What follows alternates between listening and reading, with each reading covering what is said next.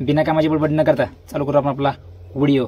तर मी आता काय केलं माहिती आहे का, मागच्या महिन्यामध्ये हॉटेल बागेश्वरला गेलतो, तिथलं जेवण बघितलं। कारण मी काय म्हणू लागलो की जे आपले महाराष्ट्रातील उद्योजक आहेत ना, जरा त्यांचं थोडी पब्लिसिटी करावी म्हणून आता काय केलं मी, जो आपला आता दुसरा उद्योजक तो त्याचं नाव आहे प्रतीक शिंदे।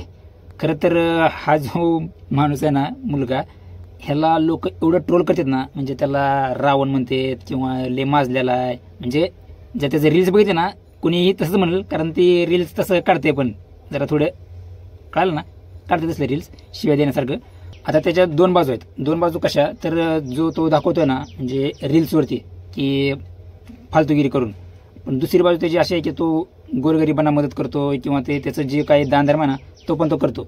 एकतर फेमस होण्यासाठी दानधर्म करतात, आणि काय काय असतात की जे फेमस असतात म्हणून दानधर्म करतात। हा जो प्रतीक शिंदे आहे ना, ह्याला आपण जर ॲज अ रील स्टार बघितलं ना, ह्याला आपण नाव ठेवू शकतो, पण जर ॲज अ बिझनेसमॅन बघितलं ना तर ह्याला आपण नाव ठेवू शकत नाही। कारण ज्या पद्धतीनं हा बिझनेस सांभाळतो ना, काम वाखण्याजोग आहे। काय काय रील स्टार असतात ना, त्यांचं काय समजतं का, ते फक्त नावापुरतंच ते आपलं फ्रँचायझी वगैरे काढतात, दुकान टाकतात, कपड्याची दुकानं बिकानं टाकतात, पण ते काय चालत नाही ते। पण हा जो प्रतीक शिंदे आहे, सगळे जे फ्रँचायझी आहेत ना ते भारी चालतात। आता आपण ह्याच्या बिझनेसकडे येऊ। आता जे ह्याचं सुकुंचाचे ब्रांच आहेत ना, ते आता 21 आहेत। आता अजून पुढे किती येणार तुम्हाला माहिती आहे का, जे आता पेंडिंगला आहेत 124, म्हणजे मला हे पण एवढं माहीत नाही 121 काय 124 अशा पेंडिंगला आहेत, म्हणजे त्या फ्रँचायझी त्याने आता बुकिंग केलेल्या आहेत। आणि जर तुम्हाला पण हे जी फ्रँचायझी घ्यायची असेल ना, तर कमीत कमी ह्याला काय तर 1 लाख रुपयाचा घेतात सेटअपसाठी, आणि ते 1 लाख रुपयामध्ये तुम्हाला ते त्यांचं सगळं सेटअप देतात। ते ती सगळी माहिती ना तुम्हाला व्हिडिओच्या पुढे कळेल। आता डायरेक्ट आपण दुकानाकडे जाऊ। हां,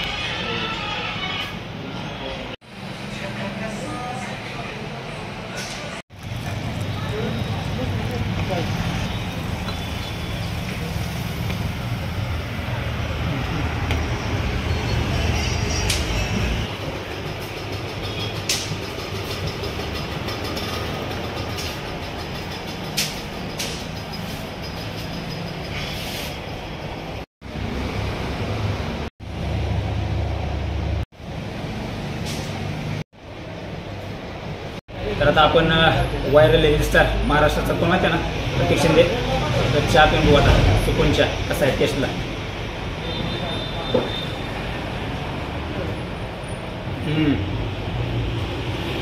चहा खरंच मस्त आहे चहा। तू पिऊन बघ, तुला तू बस, पण मला म्हणते की तू पैसे घेऊन त्यांची पब्लिसिटी करशील, तू पिऊन सांग। हां, चहा ना एक नंबर, नाही चहा मस्त आहे। खरं तर मला काय वाटलं नव्हतं पहिल्यांदा की असं जे फ्रँचायझी निघतात ना नवीन नवीन, ते काय तसंच काहीतरीच असेल, आणि टेस्ट भारी आहे। आणि मला काय नाही, चहाचा लई नाद आहे, मला सकाळ सकाळ चहा लागते। म्हणजे मी सकाळ उठलो, आंघोळ न करता मी पहिल्यांदा चहा पितो, तेव्हाच माझा दिवस चालू होते। त्याच्यामुळे मला चहाबद्दल जरा ज्ञान जास्त आहे। आणि मी जेव्हा कॉलेज होतो ना, तेव्हा पण आम्ही तेच करतो।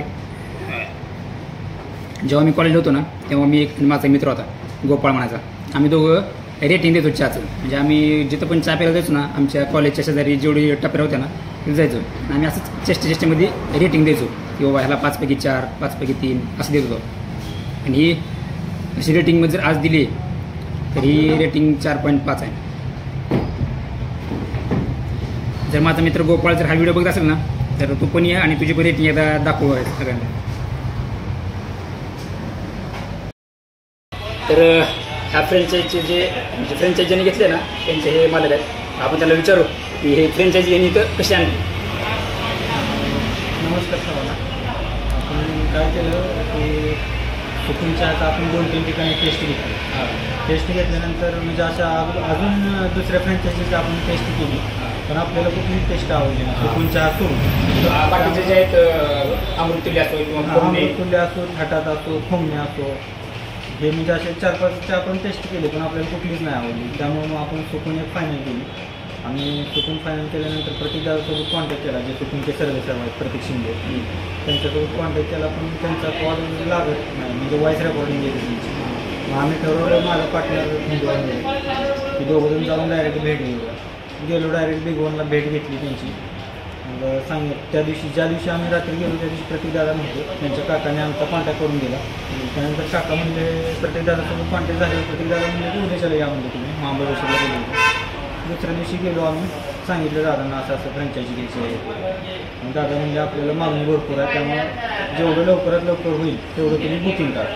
बुकिंग करा म्हणल्यानंतर मग दादाला विचारलं आम्हाला 15 दिवसाचा वेळ येता. दादा म्हणजे आता तुम्ही उठून गेला तर लगेच मागं दोघं डायरेक्ट टेबलवर जर ॲडव्हान्स ठेवला तर मी नाही म्हणू शकत नाही. बरोबर आहे. त्यांचं पण बरोबर होतं. मग आम्ही काय केलं डायरेक्ट त्यांना ॲडव्हान्स दिला आणि आपली ब्रँच जी आहे ती बुक केली. बुक केल्यानंतर सर्व गोष्टी झाल्या, त्यांना पेमेंट वगैरे पाठवलं, त्यांनी सेटअप पाठवलं, आपलं सगळं झालं. म्हणजे सेटअप म्हणजे काय सेटअपमध्ये गॅस काउंटर येतो, कॅश काउंटर येतो. कॅश काउंटर एक येतो, लोगो येतो, त्यांचा नावाचा बोर्ड एक येतो. त्यानंतर बॅनर वगैरे देतो, कपल येतो, 10 खुर्च्या देतो, पाटील वगैरे. डायरेक्ट त्यांचा सेटअप म्हणजे असं आहे की डायरेक्ट आपण चहा चालू करायचं. त्यात आपल्याला कमी काय गाळणी सहित देते, गाळणीसुद्धा देते. त्यानंतर आपली 23 सप्टेंबरला ओपनिंग होती. आम्ही काय केलं 23 तारखेला आलो होतो पण ती हीच नव्हती. गावात पाणी शिरल्यामुळं शिरा नदीचं पाणी शिरल्यामुळे कॅन्सल झालं. त्यानंतर आपण 3 ऑक्टोबरला ओपनिंग केली. आम्ही मध्ये आलो तेव्हा कोणच नव्हतं. मी 5-6 वेळी येऊन गेलो. 23 सप्टेंबरला होती पण ते कॅन्सल करून मग 3 ऑक्टोबरला आपण ओपनिंग केली. मग हे जे ते चहापत्ती वगैरे आमच्या खूप नाते चहापत्ती बिगवन त्यांचं प्रोडक्ट आहे. आपण चहापत्ती मेन क्वालिटी चहापत्ती केली. नाही क्वालिटी चांगली चहा. आम्ही जे केलं ना आम्ही त्याच्यावर म्हणलो 3-4 ठिकाणी आपण हे केली ब्रँचला. सुकूनच्या आपण 3-4 ब्रँचला जाऊन टेस्ट घेतली. आता किती ब्रांच झाली त्यांची? आता काल त्यांची 21वी ब्रँच ओपन झाली भोसरी बार्शीमध्ये. 21 आता आपल्या ह्याच्यामध्ये वडाळ्यामध्ये किती आहे? वडाळ्यात एक, एका गावात एकच आहे. असं आहे का? गावात एक 123 प्लस त्यांच्या बुकिंग आहे. म्हणजे अजून बुकिंग आहे 123 प्लस बुकिंग आहे. हां महाराष्ट्रामध्ये आता या अमृतुल्य कोंबणीला बहुतेक की मागा टाकायचा प्लॅन चालू. आणि त्यांचं कसं आहे जशी जशी ओपनिंग होईल त्यानंतर त्यांचा सिरियल नंबर पडते.